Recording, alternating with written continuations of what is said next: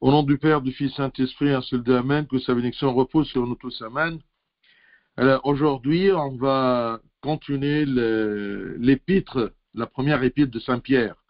Nous sommes sur le chapitre 4. On va prendre du verset 1 au verset 6. 1 Pierre, chapitre 4, du verset 1 à 6. Ainsi donc, Christ ayant souffert dans la chair, vous aussi armez-vous de la même pensée. Car celui qui a souffert dans la chair en a fini avec le péché, afin de vivre non plus selon les convoitises des hommes, mais selon la volonté de Dieu, pendant le temps qu'il lui reste à vivre dans la chair. C'est assez, en effet, d'avoir dans le temps passé accompli la volonté des païens, en marchant dans la dissolution, les convoitises, l'ivrognerie, les excès du manger et du boire, et les idolâtries criminelles. Aussi trouve-t-il étrange que vous ne vous précipitiez pas avec eux dans le même débordement de débauche, et ils vous calomnient. Ils rendront compte à celui qui est prêt à juger les vivants et les morts. Car l'évangile a été aussi annoncé aux morts, afin que, après avoir été jugés comme les hommes quant à la chair, ils vivent selon Dieu quant à l'esprit. Gloire à toi éternellement. Amen. Alors, cette première partie du 4e chapitre de la première épître de Saint-Pierre, elle nous parle à propos de la douleur et le dernier jugement. Parce que la douleur et le dernier jugement, la pensée qu'il y a un dernier jugement, plus la douleur qu'on subit dans la vie, eh bien, ces deux éléments nous aident à se repentir, nous mènent au repentir. La douleur et avoir toujours la pensée qu'il y aura toujours un dernier jugement. Ça nous sollicite à se repentir. Alors, il commence à parler à propos de notre idéal ou notre bon exemple qui est devant nous, c'est le Christ dans sa douleur. Ainsi donc, Christ ayant souffert dans la chair. Ça, c'est très important de point de vue dogmatique parce que ici, il nous rappelle que Christ est complètement Dieu et complètement homme. Il est souffert selon son humanité, uni à sa divinité. Il a souffert dans la chair, selon l'humanité, pas selon sa divinité. Alors si le Christ ayant souffert dans la chair, vous aussi, armez-vous de la même pensée. La même pensée, c'est-à-dire de supporter la douleur. C'est ça la pensée la pensée qu'elle doit nous rendre forts en confrontant les douleurs de ce monde-ci. Donc, les chrétiens, les enfants de Dieu, font face à des douleurs non seulement pour contrôler leurs désirs, parce que c'est déjà une douleur de lutter contre les désirs de ce monde. Les douleurs qu'on subit subisse dans ce monde, ce n'est pas simplement des douleurs physiques, mais des douleurs morales aussi. Quand on lutte contre un péché, quand on lutte contre le plaisir d'un péché, c'est déjà une douleur. Donc les chrétiens font face à des douleurs non seulement pour contrôler leurs désirs, mais aussi pour supporter les moqueries des personnes méchantes avec qui ils partageaient leurs désirs. Parce que il y a un moment où nous sommes passés une partie de notre vie dans des désirs et loin de Dieu. Et on a confronté des gens dans ces désirs et dans ces douleurs de ces désirs. Alors, quand on quitte ces personnes méchantes et on se repentit, ils ne nous laissent pas tranquilles. il essaie toujours de nous suivre. S'il n'arrive pas à nous attirer vers eux et vers le mal, où on vivait ensemble, eh bien, il commence à se moquer de nous. Donc ça nous donne des douleurs, nous fait des douleurs, d'accord. Supporter les moqueries des gens, d'accord, ce n'est pas facile. Donc, quand l'enfant de Dieu se repent, il a toujours ces anciens collaborateurs du mal qui commencent à se moquer de lui, à lui faire mal. Et c'est pourquoi que l'apôtre Pierre les encourage en disant que le Christ a enduré de nombreuses souffrances pour notre rédemption. Il était innocent. Maintenant, je me repens, je suis dans le bien, et pourtant, il y a des gens qui me jugent mal, qui me calomnient. Alors, le Christ, comme il a enduré de nombreuses souffrances pour notre rédemption, c'est pourquoi nous l'imitons. On fait comme cet bon exemple que le Christ nous a donné, selon son humanité. Alors, on imite le Seigneur dans le support des souffrances injustement, sachant que toute souffrance que nous endurons nous fait arrêter de commettre le péché. Et aussi, elle nous aide à nous lasser du péché. On n'a plus envie de commettre le péché.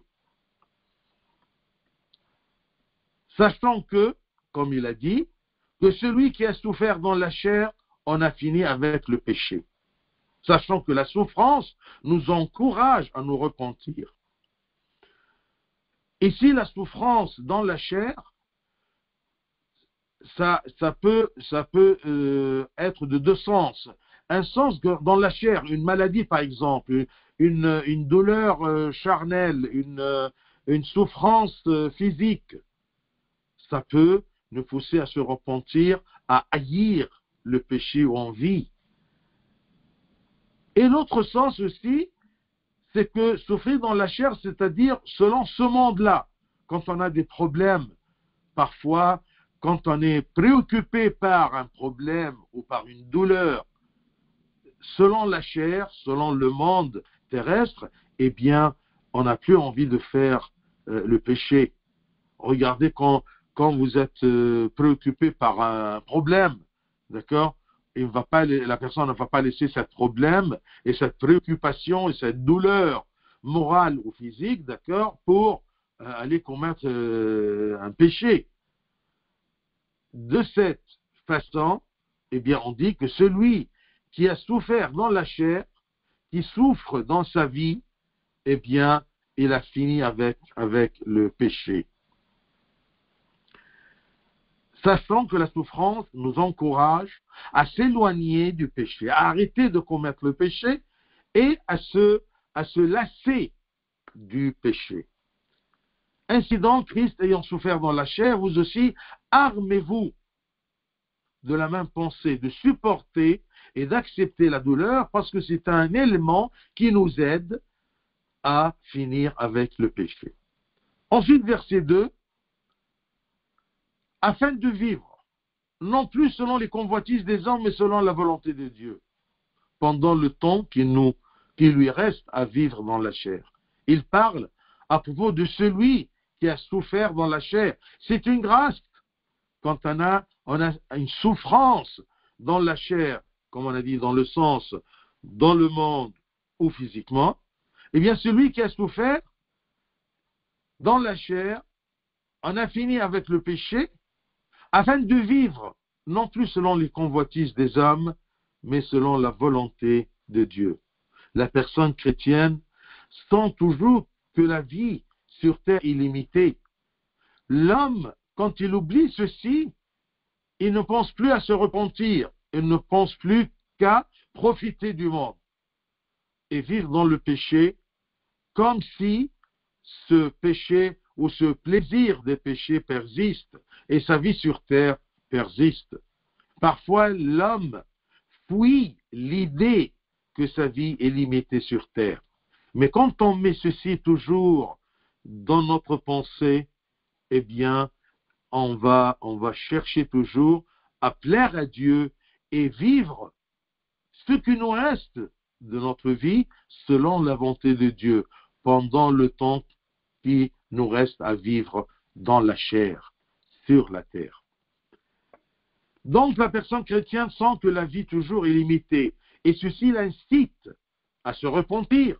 Et le repentir l'incitera à abandonner les désirs des méchants et à prêter attention, à suivre le commandement de Dieu et à accomplir sa volonté. C'est ça la lutte d'un chrétien.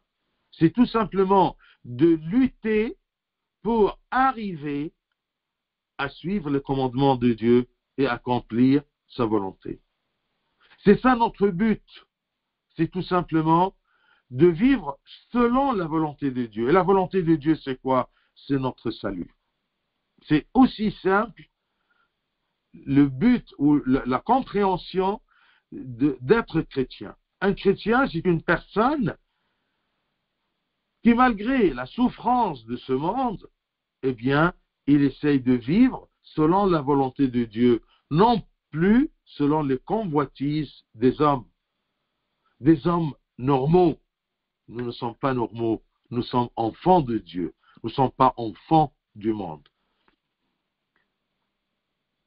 Ensuite, verset 3. Il est toujours dans ce sens que c'est assez. C'est bien ce terme-là, c'est assez, kfay. C'est assez en effet d'avoir dans le temps passé accompli la volonté des païens. Païens ici, ça veut dire tous les gens qui sont loin de Dieu, tous les gens qui ne s'intéressent pas à Dieu, tous les gens qui refusent Dieu. C'est assez en effet d'avoir dans le temps passé accompli la volonté des païens en marchant dans la dissolution, les convoitises, l'ivrognerie, les excès du manger et du boire et les idolâtries criminelles. Ici, les excès du manger et du boire, ça me fait rappeler ce qu'on voit maintenant dans la télévision comme préparation à Noël. Tout, il parle à propos de la bouffe et des cadeaux. Il n'y a rien de spirituel. Eh bien, excusez-moi de dire, ça, c'est vraiment la volonté des païens. Et c'est dommage, parce qu'il y a beaucoup de familles chrétiennes que pour eux, Noël et les fêtes de fin d'année, ce n'est que, d'accord, je ne sais pas, les plats traditionnels de Noël et les cadeaux de Noël et le sapin de Noël. On ne pense jamais maintenant, ou on pense rarement à propos de la crèche de Noël. Normalement, dans les églises, on s'intéresse beaucoup plus de la crèche plus que le sapin. Mais maintenant, dans la maison, on essaie toujours de faire le sapin comme une apparence de Noël et la joie de Noël. Mais où est la crèche? Où est le sujet de ce Noël-là? Celui qui est né, le Christ, il est où? Il n'est pas sur le sapin. Il n'est pas dans le sapin, mais dans la crèche. Vous voyez? C'est ça ce qu'on vit aujourd'hui comme volonté des païens, leur habitude, leur façon de vivre selon la chair. Alors l'apôtre Pierre, dans ce verset,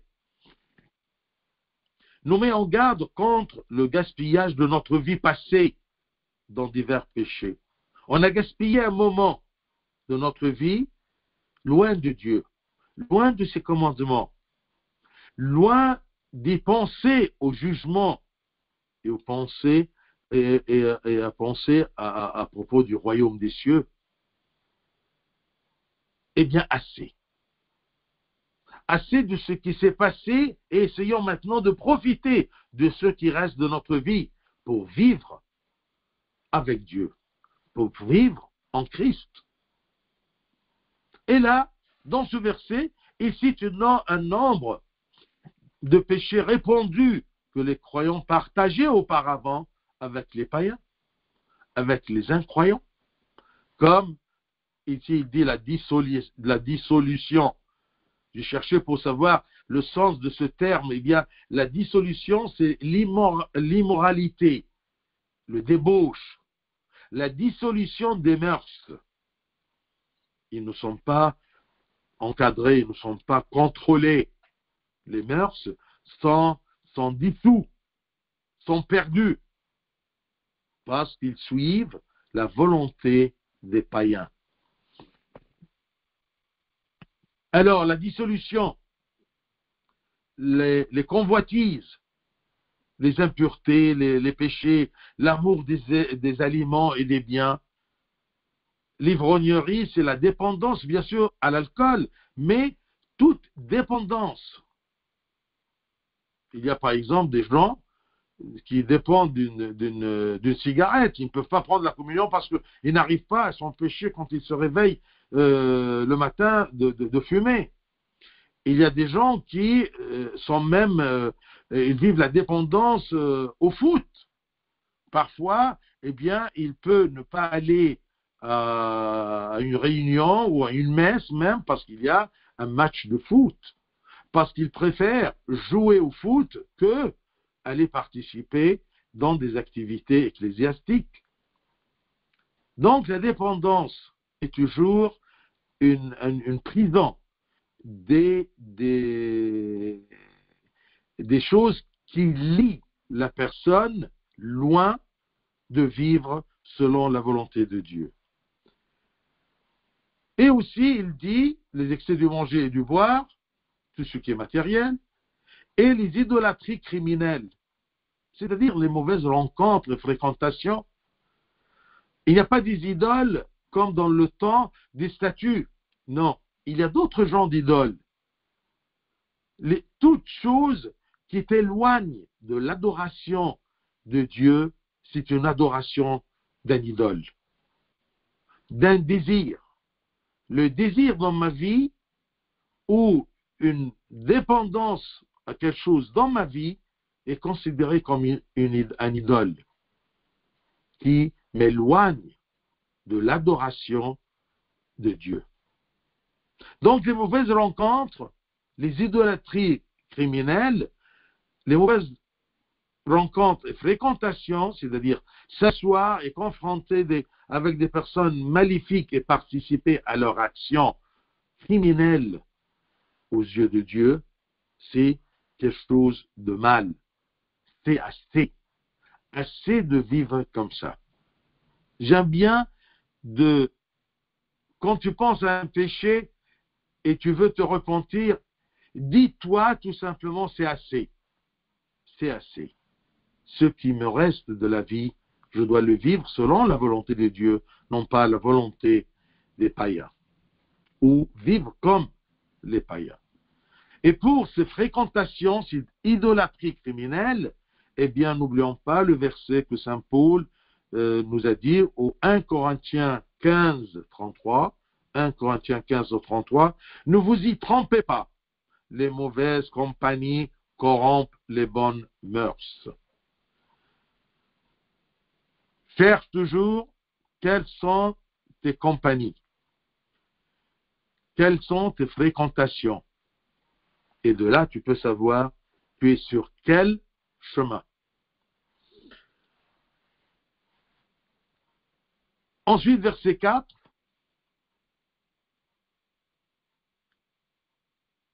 Aussi trouve-t-il, il ici, c'est les gens qu'on connaissait quand nous vivions avec eux selon la volonté des païens, selon la chair. Aussi trouve-t-il étrange que vous ne vous précipitiez pas avec eux dans le même débordement de débauche. C'est ça le problème de nos anciens mauvaises fréquentations. Ils trouvent, quand nous sommes vers Dieu et on vit selon Dieu, que c'est étrange, ce n'est pas normal. Que vous ne vous précipitiez pas avec eux dans le même débordement de débauche, comme dans le temps. Pourquoi vous avez changé? Et quand ils nous trouvent qu'on a changé, eh bien, ils ne nous encouragent pas, ou même ils ne nous laissent pas tranquilles, mais ils vous calomnient. C'est ça la douleur des chrétiens repentants. Les chrétiens qui se réveillent en disant c'est assez, je dois vivre le reste de ma vie, tout simplement selon la volonté de Dieu et selon ses commandements. Donc les méchants sont étonnés par les croyants parce qu'ils se sont repentis des désirs qu'ils avaient avec eux et aussi de se précipiter, de persister dans toutes les formes d'immoralité. Ils ne comprennent pas et ils voient que ça c'est étrange. Ils nous regardent comme abnormaux et c'est eux qui sont normaux, ce qui est faux. Ce qui pousse ces méchants à maudire les croyants et à les accuser des péchés qu'ils ne les ont pas commis. Ils commencent à essayer de jeter avec des pierres en disant mais vous, vous étiez comme nous et vous viviez comme nous, pourquoi vous avez changé?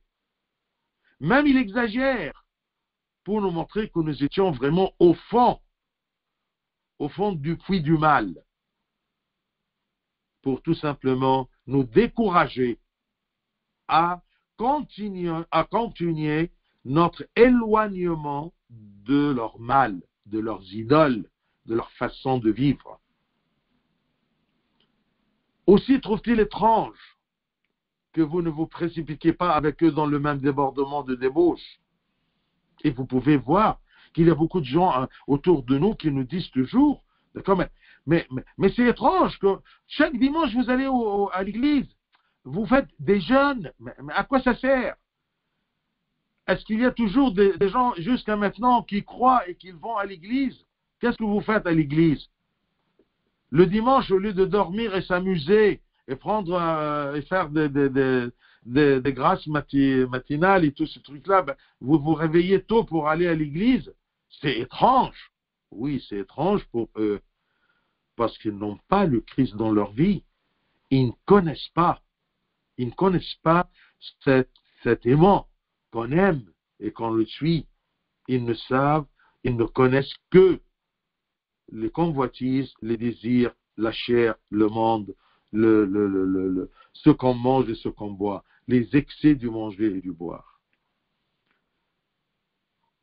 Ensuite, verset 5, il nous rappelle que, attention, ces gens-là, ils rendront compte à celui qui est prêt à juger les vivants et les morts. On est toujours jugé par les gens, mais ce n'est pas ça qui compte. Mais ce qui compte, c'est le jugement de Dieu.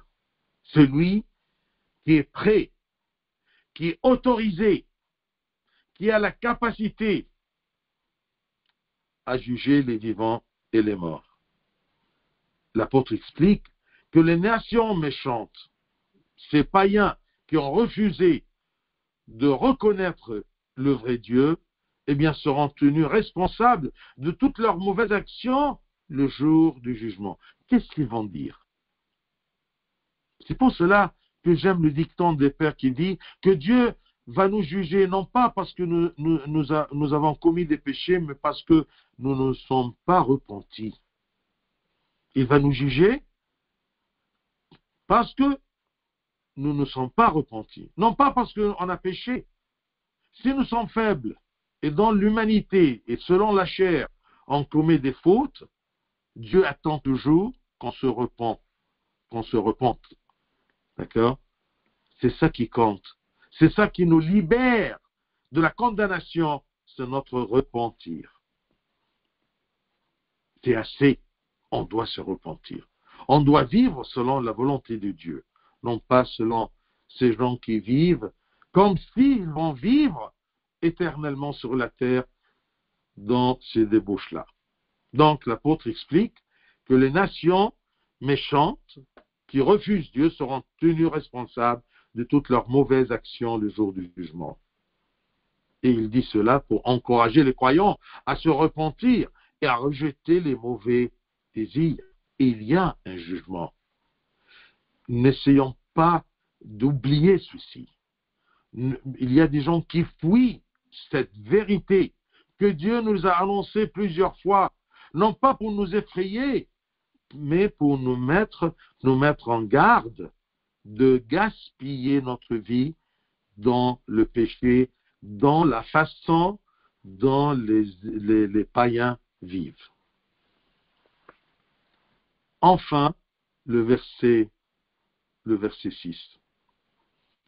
Ces gens, ils vont rendre compte car l'évangile, c'est la bonne nouvelle. L'évangile, ça veut dire que Dieu nous a annoncé la vérité, que l'homme a besoin du salut, que l'homme a perdu la bonne image sur laquelle il était créé, selon Dieu. Il a perdu sa bonne nature que Dieu a créée. Et Dieu a créé quelque chose de bien. C'est nous, par notre volonté, qu'on a perdu cette belle image sur laquelle Dieu nous a créés. Alors, il nous a envoyé, il nous a annoncé la bonne nouvelle. C'est quoi la bonne nouvelle? Il nous aime et il nous sauve. Il nous aime, il nous donne la force et la grâce de son esprit pour se repentir. Il nous dit, je vous aime et j'oublie tous vos péchés si vous vous repentez et si vous dites, c'est assez, je dois vivre maintenant selon la volonté de Dieu. Car l'évangile a été aussi annoncé aux morts. Aux morts ici, selon l'interprétation des pères de l'Église, les morts, c'est-à-dire les gens qui ont cru et ils sont morts.